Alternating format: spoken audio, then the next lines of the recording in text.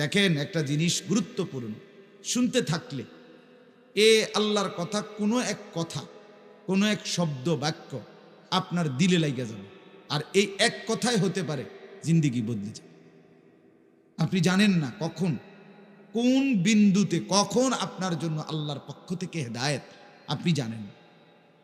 রাসূলুল্লাহ সাল্লাল্লাহু আলাইহি ওয়াসাল্লাম ইরশাদ করেছেন, একটা উদাহরণ দিচ্ছি। নবী সাল্লাল্লাহু আলাইহি সাল্লাম বলছে, খাবারের একটা লোকমাও, একটা টুকরাও রুটির, একটা ভাতও ফেলো না, নষ্ট করো না।